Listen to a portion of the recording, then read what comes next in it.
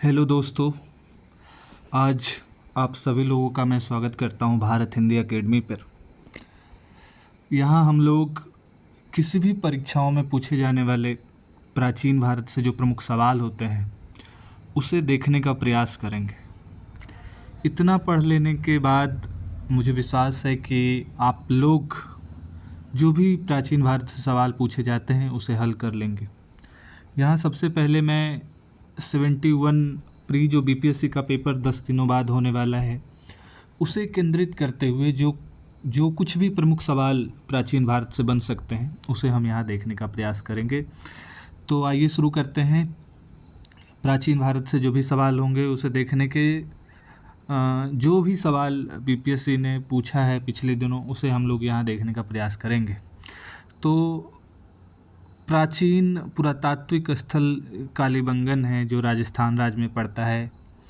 प्रथम मानव जीवाश्म भारत में नर्मदा घाटी में प्राप्त हुआ था, इसे ध्यान रखिए। भारत की जो प्राचीनतम संस्कृति है वो पुरापाषाणिक संस्कृति मानी जाती है। भारत में जो विश्वविख्यात शैल चित्रकला स्थल स्थित है वो दोस्तों भीमबेटका में स्थित है, इसे ध्यान रखिए। प्रथम मनक्के का निर्माण का प्राप्ति जो हमें सबसे पहले प्राप्त होता है वो पाटने से होता है। चिरांद जो एक प्रमुख नौपाषाणिक संस्कृति के प्राचीनतम अवशेष हैं, इसे आप लोगों को ध्यान रखने की ज़रूरत है। जिस काल में कृषि कर्म का प्रादुर्भाव हुआ वह नवपाषाण काल कहता है, हमें ये ध्यान रखने की ज़रूरत है दोस्तों।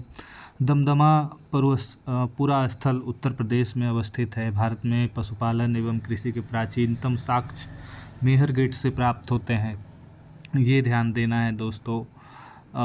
कैलकोलिथिक युग ताम्रपाषाण युग को कहते हैं, ये ध्यान रखिए दोस्तों। इस समय मोहनजोदाड़ो जो है वो पाकिस्तान में पड़ता है। हड़प्पा का उत्खनन 1921 में हुआ था। प्राग सैंथव काल कालीबंगा पुरा स्थल से हल द्वारा जुताई के प्रमाण हमें प्राप्त होते हैं। हड़प्पीय संस्कृति के उपकरण निर्मित होते हैं ताम्र और कांसा से। आईआईटी खड़गपुर के अध्ययन दल की रिपोर्ट के अनुसार लगभग 900 वर्षों तक न के बराबर वर्षा होने का सिंधु घाटी सभ्यता का पतन का कारण माना जाता है। सिंधु घाटी सभ्यता की सबसे महत्वपूर्ण विशेषता है नगर नियोजन, ये ध्यान रखिए। सिंधु घाटी सभ्यता की प्रकृति थी नगरीय। वो हड़प्पा कालीन स्थल जहाँ से हल्का टेराकोटा प्राप्त हुआ है वो बनावली है दोस्तों, ये ध्यान रखिए। हड़प्पा का जो बंदरगाह है वो लोथल है। सिंधु सभ्यता से संबंधित पुरातात्विक स्थल लोथल भोगवा नदी के तट पर अवस्थित है, ये ध्यान रखिए। हड़प्पा में एक उन्नत जल प्रबंधन प्रणाली का पता धौलवीरा में चलता है, ये ध्यान रखिए। हड़प्पा में मिट्टी के बर्तनों पर सामान्यतः उपयोग हुआ था लाल रंग का। सिंधु सभ्यता आद्य ऐतिहासिक काल के अंतर्गत आती है, इसे ध्यान रखिए। हड़प्पनों का जो व्यापारिक संबंध है वो मेसोपोटामिया तक देखने को मिलता है, ये ध्यान रखिए। सिंधु घाटी के लोग शाकाहारी एवं मांसाहारी दोनों थे, यह ध्यान रखिए। चनहुदड़ो हड़प्पा संस्कृति से संबंधित एक स्थल है जो सिंध में अवस्थित है, ये ध्यान रखिए। इसी तरह से वैदिक सभ्यताओं से भी कुछ 2-3 सवाल हर एक पेपर में देखे जाते हैं, उसे यहाँ देखने का प्रयास करेंगे। वेदों में प्राचीनतम है ऋग्वेद, पुरुषार्थ हैं 4। गायत्री मंत्र हमें ऋग्वेद के 3 सूक्त में मिलता है, ये ध्यान रखिए। यज्ञ हेतु 7 प्रकार के पुरोहितों का निर्माण ऋग्वेद में होता है। वेदों की संख्या 4 है।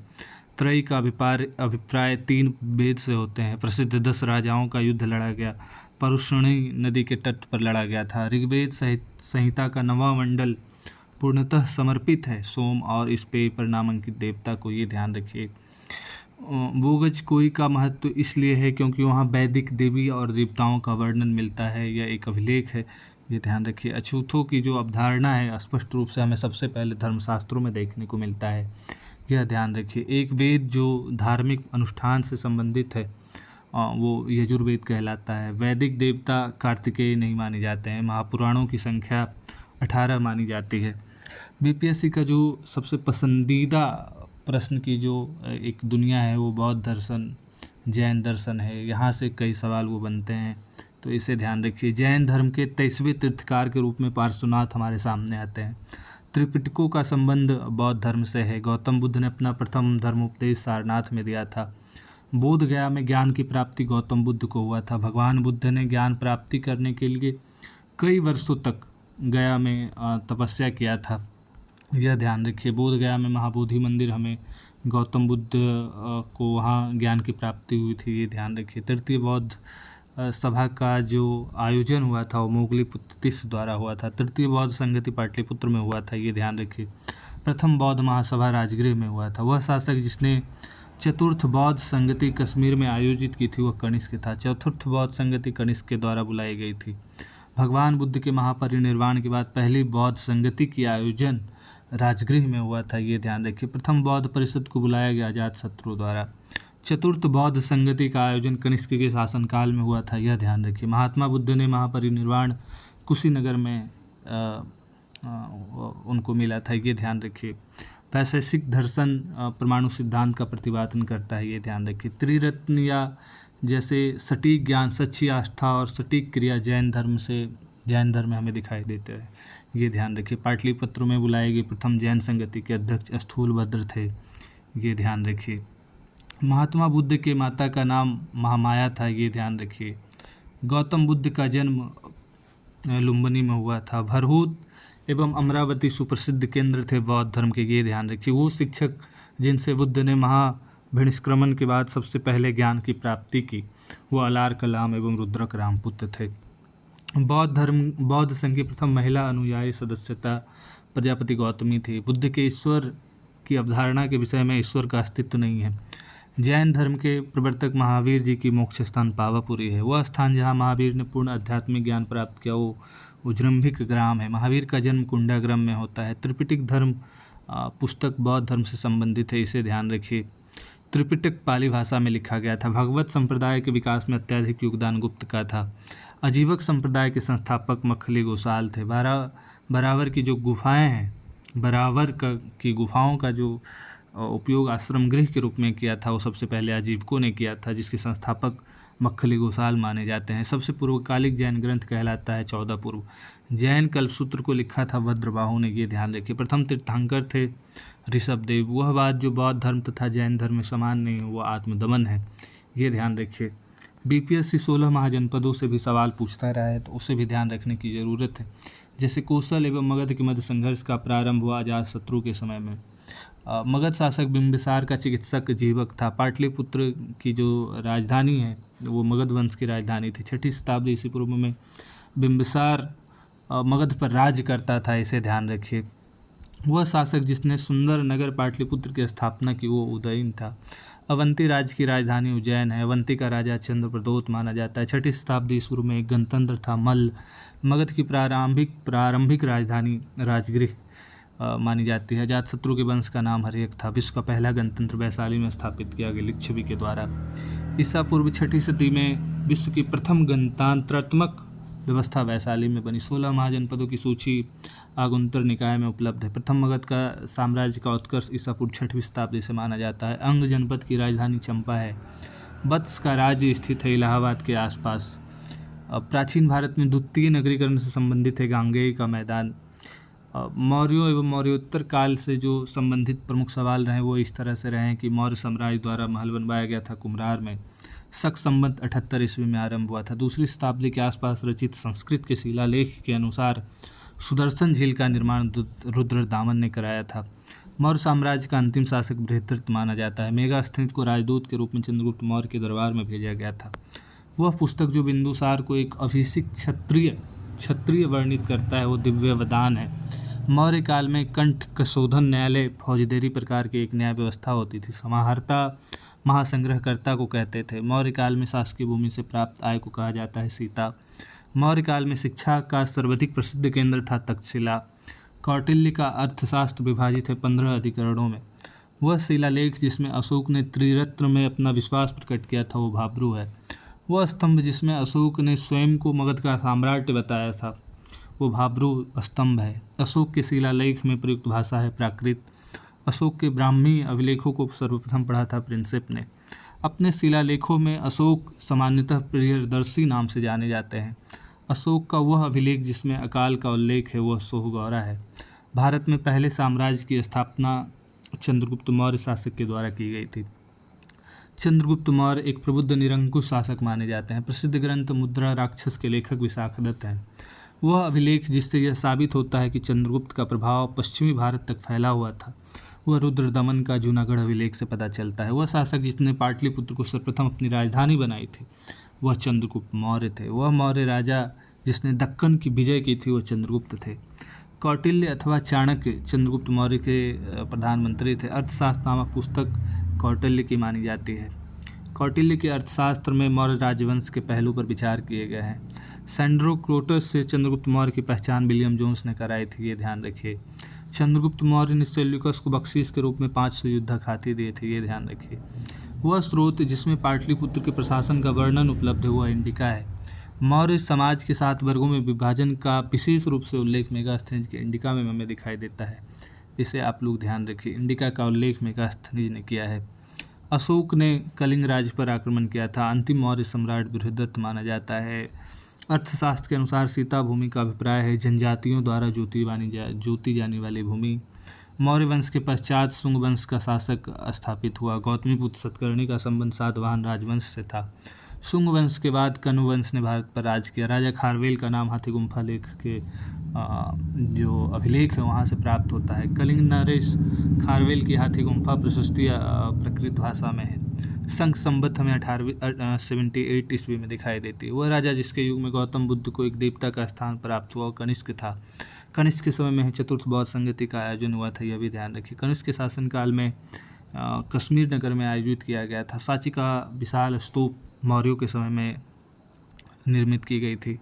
भारत में सोने के सिक्के जारी किए गए थे भारतीय यूनानियों शासकों द्वारा। उस स्रोत का नाम बताया जो प्राचीन भारत के व्यापारिक मार्गों पर मौन है मिलन पेन्हो वो थे। संघ वंश के कर्दमक शाखा के संस्थापक थे चेस्टन, ये ध्यान रखिए। संगम युग में उरियोर विख्यात है कपास के व्यापार के महत्वपूर्ण केंद्रों के लिए। संगम काल में तमिल में महाभारत लिखी थी बिल्लित पुत्तूर ने, ये ध्यान रखिए। एरन अभिलेख का संबंध भानुगुप्त से है। हरिसेन गुप्त शासक का दरबारी कवि समुद्रगुप्त का था। वह प्रसिद्ध शासक जिसने अपनी माता के नाम पर विजयनगर के पास नागलपुरम की एक उपनगरीय बस्ती की स्थापना की थी, वह कृष्णदेव राय थे। पंचतंत्र लिखा गया विष्णु शर्मा द्वारा। झांसी के पास देवगढ़ का मंदिर और इलाहाबाद के पास गढ़वा मंदिर में बनी मूर्तियां के महत्वपूर्ण अवशेष हमें गुप्त काल में दिखाई देते हैं। वह गुप्त शासक जिसने महाराजा धीराज की उपाधि धारण की थी, वह चंद्रगुप्त प्रथम थे। नालंदा ताम्रलेख में समुद्रगुप्त ने अपने आप को परम भागवत कहा था। प्राचीन भारत का नेपोलियन समुद्रगुप्त को कहा जाता है। इलाहाबाद स्थित अभिलेख की 21वीं पंक्ति में आर्यावर्त के शासकों का जिक्र किया गया है, वो 9 माने जाते हैं। प्रसिद्ध इलाहाबाद प्रशस्ति के लेखक हरिसेन है। समुद्रगुप्त के विजयों का उल्लेख हमें इलाहाबाद अभिलेख में देखने को मिलता है। प्राचीन भारत में सबसे अधिक समय तक शासन किया गुप्त वंश ने। नगरों का क्रमिक पतन हमें गुप्त काल तक एक महत्वपूर्ण विशेषता बनाती है। गुप्त युग में भूमि राजस्व की दर थी उपज का 6ठा अंग। गुप्त स्वर्ण मुद्राएं उनके अभिलेख में हमें देवगढ़ के दशावतार मंदिर से देखने को मिलता है। पहली बार वह यह व्याख्या की थी कि पृथ्वी की अपनी धुरी पर घूमने के कारण प्रतिदिन सूर्योदय एवं सूर्यास्त होता ही आर्यभट्ट ने किया था। अपहृत बिना जोती हुई जंगली भूमि को गुप्त काल में कहा जाता था। फाहियान ने चंद्रगुप्त द्वितीय के शासनकाल में आगमन भारत में लिया था। गुप्त शासकों में से विक्रमादित्य उपाधि धारण करने की श्रेय चंद्रगुप्त द्वितीय को जाता है। गुप्त सम्राट जिसने हूणों को पराजित किया था वह स्कंदगुप्त है। मुद्रा राक्षस नामक पुस्तक का लेखक विशाखा दत्त है। देवी चंद्रगुप्तम नाटक के रचनाकार विशाखा दत्त हैं। 12 प्रकार की भूमि का वर्णन अमरकोश में दिखाई देता है। आयुर्वेद के प्रसिद्ध ग्रंथ अष्टांग हृदय के रचनाकार वाग्भट्ट हैं। कुमार संभव कालिदास ने लिखा था। ताम्रपत्र लेख दर्शाते हैं कि प्राचीन काल में बिहार के राजाओं का संपर्क जावा जुमात्रा से था। कर्नाट वंश के संस्थापक नाण्यदेव थे। कई बार पूछा गया है बीपीएससी के प्रश्नों में। कर्नाट वंश के अंतिम शासक हरि सिंह थे, यह ध्यान रखें। नालंदा विश्वविद्यालय की स्थापना का युग गुप्त काल था। नालंदा विश्वविद्यालय के संस्थापक कुमार गुप्त माने जाते हैं। उसके विनाश के पतन के कारण मुस्लिम आक्रमण माना जाता है। नालंदा विश्वविद्यालय विश्व प्रसिद्ध है बौद्ध धर्म दर्शन के लिए, ये ध्यान रखिए। थानेश्वर वर्धनों की राजधानी थी, ये भी कई बार पूछा गया, यह भी ध्यान रखिए। हर्षचरित के शासनकाल में हुइनसांग चीनी यात्री ने भारत की यात्रा की थी, यह ध्यान रखिए। वर्धन राजवंश की स्थापना पुष्यभूति ने की थी, यह ध्यान रखिए। चीनी यात्री वान चुआंग भारत पहुँचे थे 629 ईस्वी में, जो हुइनसांग है हर्षवर्धन के समय में आए थे, यह ध्यान रखिए। चंद्रगुप्त वन की पत्नी कुमार देवी मानी जाती है। समुद्रगुप्त प्रयाग शिलालेख से संबंधित है। चंद्रगुप्त द्वितीय का विक्रमादित्य के नाम से भी हम जानते हैं। कुमारगुप्त वन को महेंद्रादित्य नाम से भी जानते हैं। कलहन की पुस्तक का नाम राजतरंगिणी है। पूर्व गुप्त काल में शीशे के सिक्के की बड़ी संख्या सातवाहनों द्वारा जारी की गई थी। किरातार्जुनीय भारवी एक विद्वान हुए हैं संस्कृत के, उन्होंने लिखा था, उसे आप लोगों को ध्यान रखने की ज़रूरत है।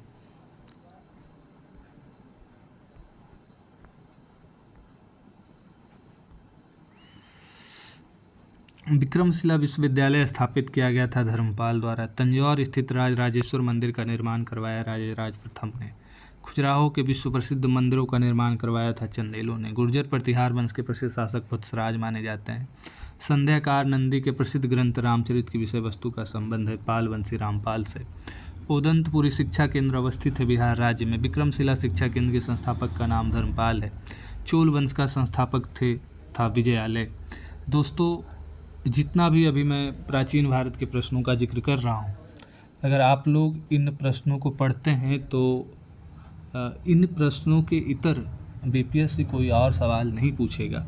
अगर आप लोग इतना पढ़ लेते हैं तो ये काफ़ी होगा प्राचीन भारत से संबंधित जो भी बीपीएससी के सवाल होते हैं उससे। तो यह ध्यान से आप लोग सारे लोग पढ़िए। आप किसी भी अध्याय को, किसी भी विषय को पढ़ने के लिए कम से कम 5 बार पढ़ना चाहिए, तो बहुत मुश्किल नहीं होगी। 5 बार में सारी चीज़ें आपको याद हो जाएगी। आपका मन हो, अगर 2x पे सुनना चाहें तो 2x पे सुनेंगे तो बहुत देर नहीं लगेगी, 20 से 25 मिनट लगेगी, ख़त्म हो जाएगा। तो आप लोग आराम से इसे 5 बार इसे एक बार देख लेंगे तो बहुत मुश्किल नहीं होगी। तो ये 10 दिनों के भीतर ये बहुत कठिन काम नहीं है। अगर आप इतना पढ़ लेते तो बहुत हो जाएगा। तो उसी तरह से दक्षिण भारत के साहूकारों का नाम था चिट्टी। परमार वंश के संस्थापक उपेंद्र माने जाते हैं। सिंधु पर सफल आक्रमण करने वाले प्रथम अरब थे मोहम्मद बिन कासिम।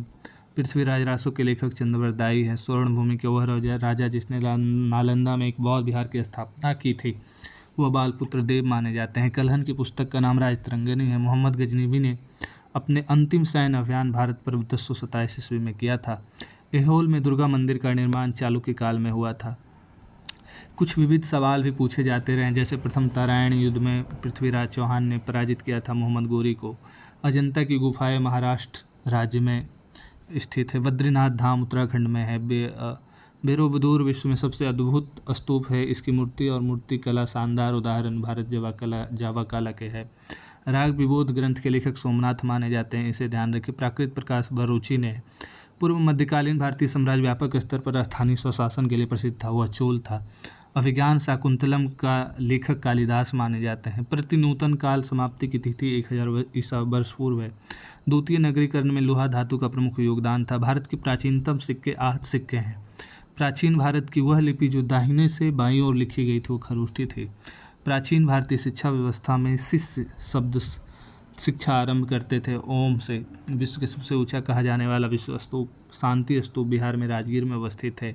नालंदा विहार महाविहार पाली अनुसंधान संस्थान के लिए भी प्रसिद्ध है। बौद्ध, हिंदू, जैन शैलकृत गुफाएं एक साथ विद्यमान एलोरा में दिखाई देता है। शैल चित्रों में अलंकृत बाघ गुफाएं विंध्याचल में दिखाई देता है।